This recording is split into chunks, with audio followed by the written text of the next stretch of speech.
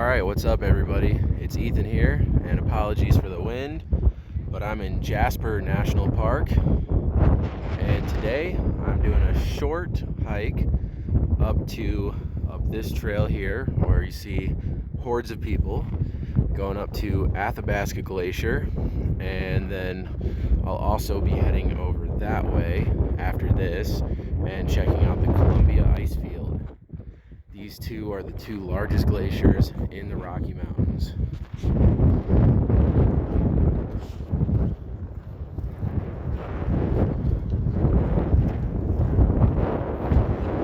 Should be a really fun time, so I'll show you further up.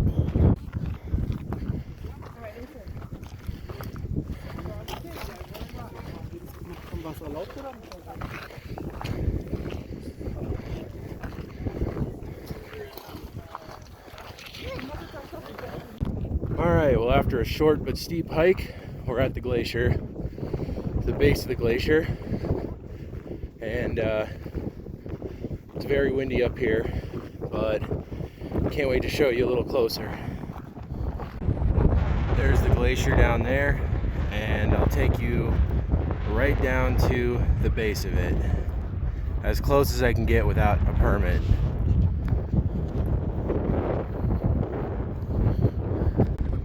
Alright guys, well, this is right at the base of the glacier. You can see the river coming down from the glacier, and that water is just nothing but glacial silt.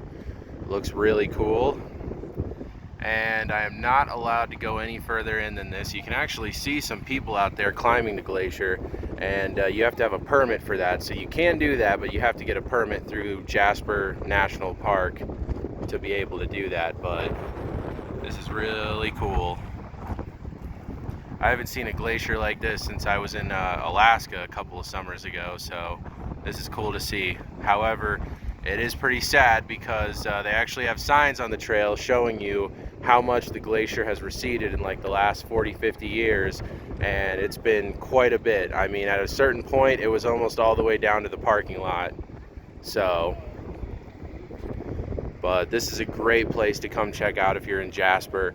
Steep, short trail, but it's so short that it's, really easy. Almost, I feel like pretty much anyone could get up here. Yeah, really cool. Time for a segment called tourist shaming. Don't do what they're doing. Don't build rock cairns.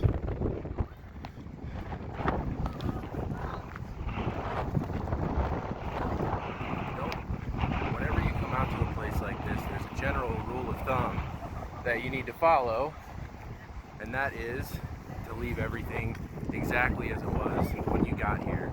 And building rock cairns is not doing that. So these people that are out here, I mean, there's rock cairns everywhere. I'm actually kind of tempted to kick some of them over. I mean, these people that are out here doing that, it's not okay. Don't do that. Now, of course, I know nobody watching this video would ever do something like that. But a lot of people come out to national parks and they like to mess with things, and don't do that. That's the number one rule when you come to a place like this, is leave it exactly as it was when you got here.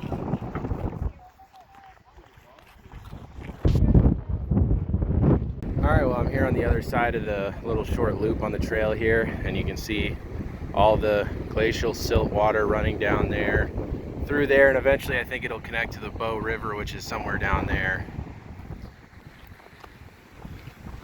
But yeah, it's beautiful out here.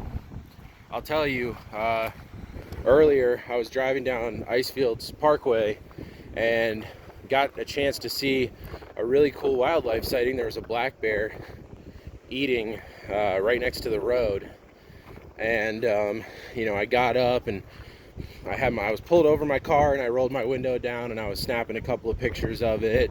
There was a bunch of other people out there. But there was this one guy who had gotten out of his car and was standing literally, I don't know, 2-3 feet away. And talk about stupidity. Like, when I see people stacking rock cairns and stuff, the way I see it is, it's not my job to go tell these people, and I don't want to, you know, start some kind of a big conflict with some, you know, tourists from another country because I, you know, went up and yelled at them about stacking rock cairns. But that guy, I mean, I straight up pulled up next to him and I was like, dude, get back in your car. What's wrong with you? Because, you know, you're risking getting attacked by a bear when you do that. I mean, that's insane. And like I said, you know, it wasn't like he was an even remotely safe distance away. I mean, all that bear would have had to do is decide it had enough of him and just lunge at him, and that would have been it. So, I don't know, I gotta tell you, it's kind of comforting to know that there are equally as many stupid tourists in Canadian national parks as there are in US national parks. I don't know why, but it's a little comforting. But anyway, guys, I'm back on the other side of the loop now. There's the glacier and those peaks up there, and I'll end this video for now until I get over to the Columbia ice field. Alright guys, well, that's the Columbia ice field over there, and evidently that's the closest. This is about the closest I can get to it today. I guess all the parking lots and everything else, and even the satellite parking lots, are full.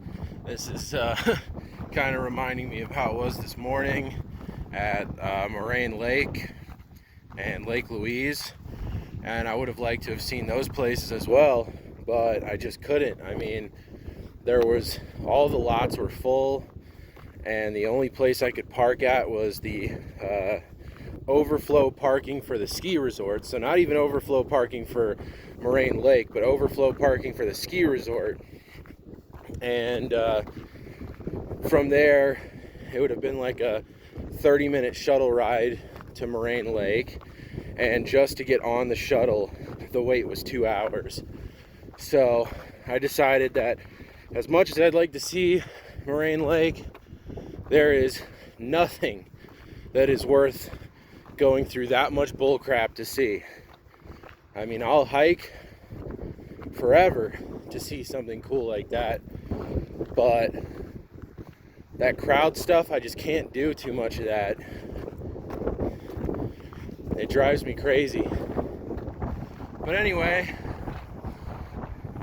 it's a little windy up here, but there is the Columbia ice field, the largest ice field in the Rocky Mountains. And then over there, Athabasca Glacier, where I just was earlier. Two very beautiful places here in Jasper National Park. And I totally get if you want to avoid the crowds, but it's a cool spot to check out if you don't mind hiking with a few other people. But you can see, I mean, there's so many people here, and it's crazy that there's this many people here because it's a Monday. I can't believe it. I mean, yesterday was Sunday, and I did that hike, and I expected the park to be crowded yesterday, but today I kind of expected there to be like, I knew there were going to be people, but I thought it would be like a little less crowded.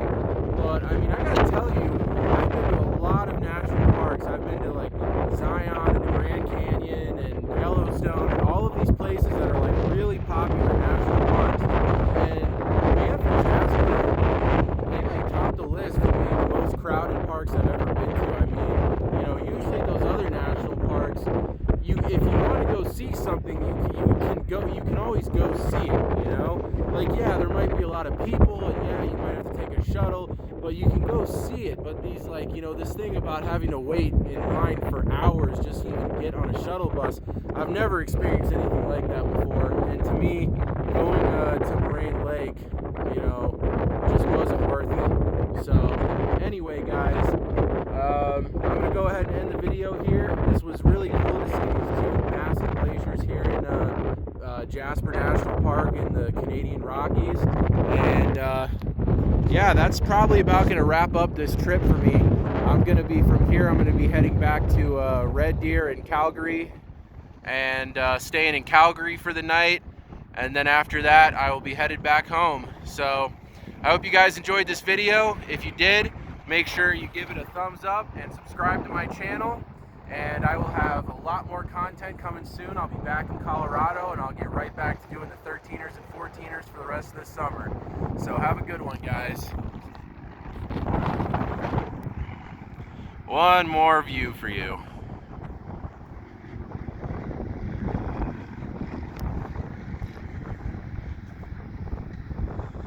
Jasper National Park, ladies and gentlemen.